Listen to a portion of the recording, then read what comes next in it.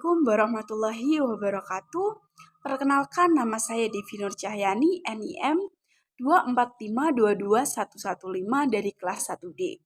Di sini saya akan menjawab soal UTS Matkul Pancasila.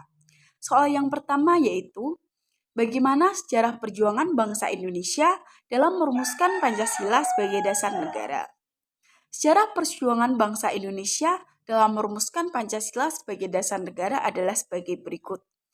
Yang pertama yaitu pembentukan BPUPKI atau Badan Penyelidik Usaha-Usaha Persiapan Kemerdekaan Indonesia. BPUPKI dibentuk untuk mempersiapkan kemerdekaan Indonesia dan syarat-syarat yang harus dipenuhi sebagai negara merdeka. Yang kedua yaitu sidang pertama BPUPKI. Sidang pertama BPUPKI yang dilaksanakan pada 29 Mei sampai 1 Juni 1945 membahas tentang dasar negara Indonesia. Dalam sidang ini, Supomo, Muhyiddin, dan Soekarno menyampaikan usulan mengenai dasar negara Indonesia. Yang selanjutnya yaitu pidato Soekarno. Pada 1 Juni 1945, Soekarno menyampaikan pidato yang kemudian dikenal sebagai Pancasila Speech. Dalam pidatonya, Soekarno secara resmi mengumumkan Pancasila sebagai dasar negara Indonesia.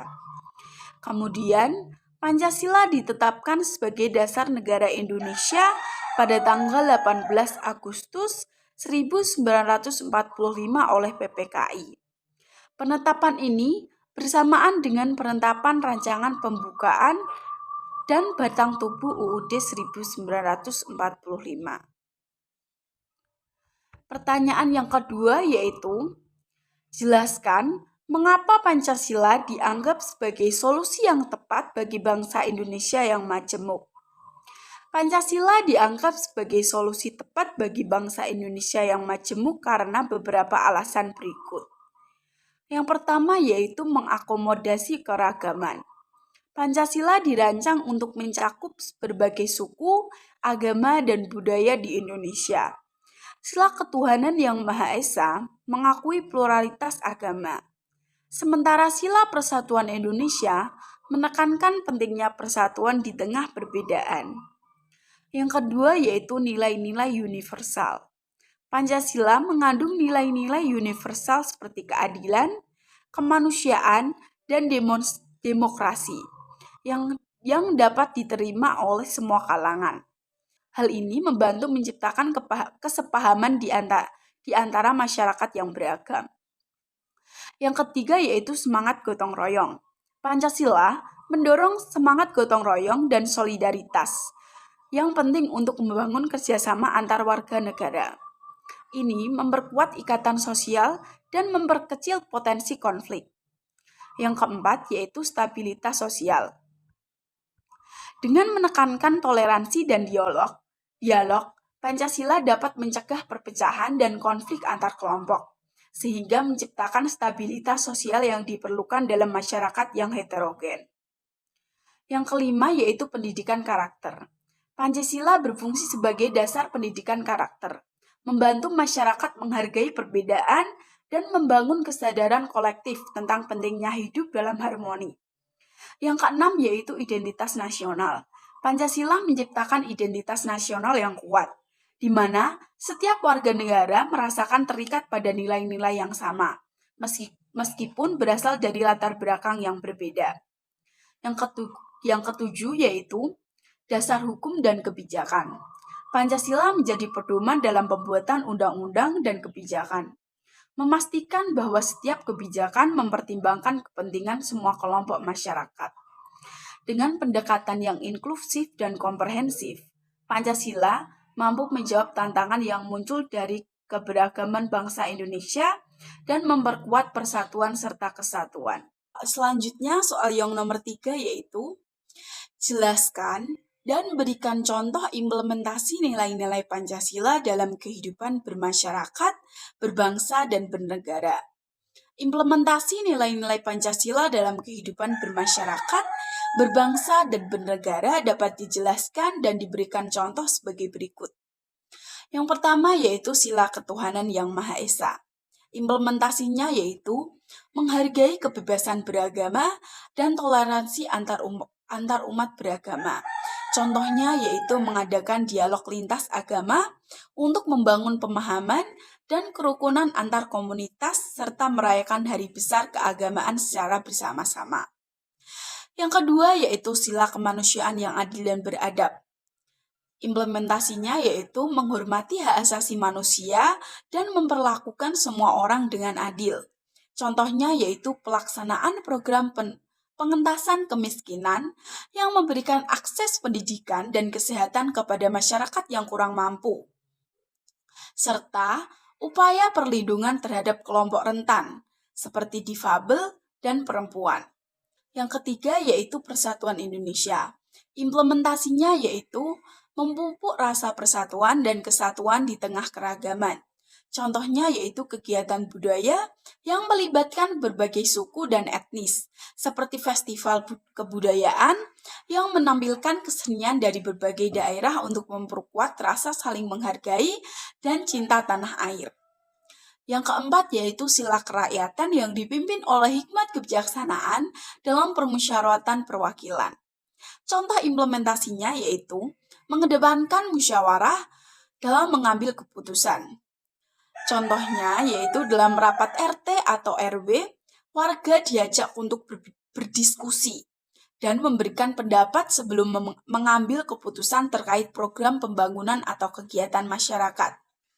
Yang kelima yaitu sila keadilan sosial bagi seluruh rakyat Indonesia. Implementasinya yaitu menjamin kesejahteraan sosial dan distribusi yang adil.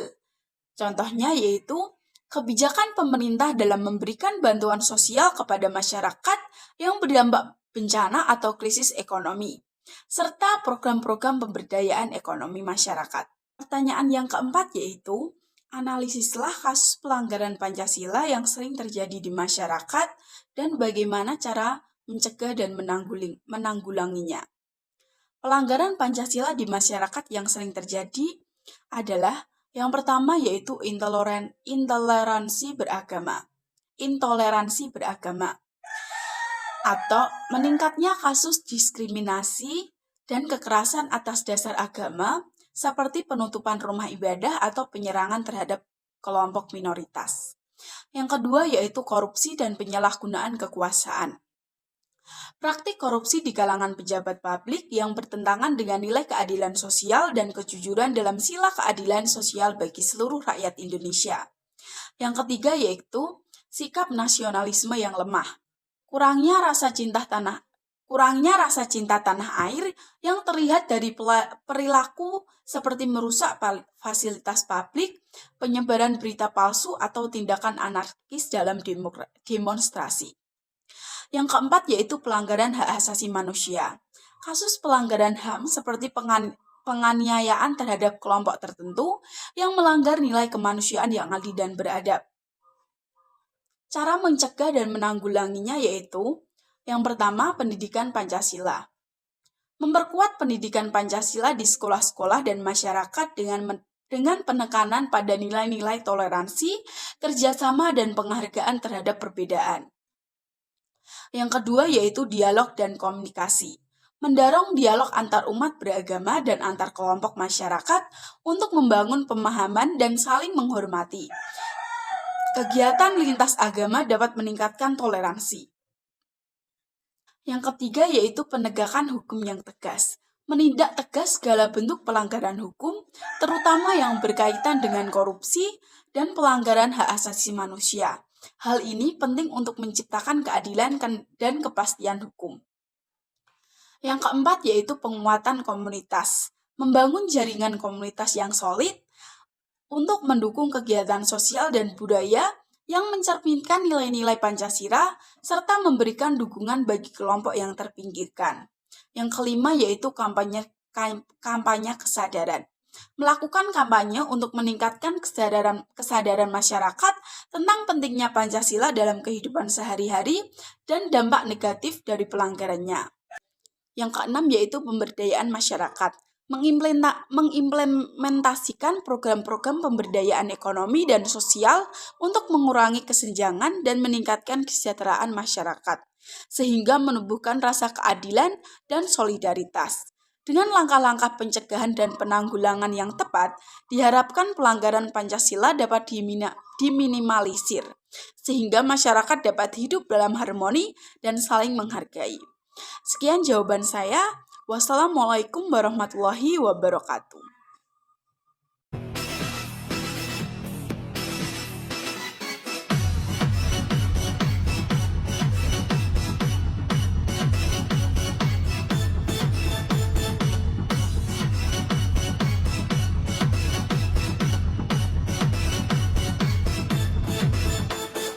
Oke teman-teman, terima kasih sudah menonton videonya. Waduh, gaya banget sih lo. Kebanyakan nonton YouTube.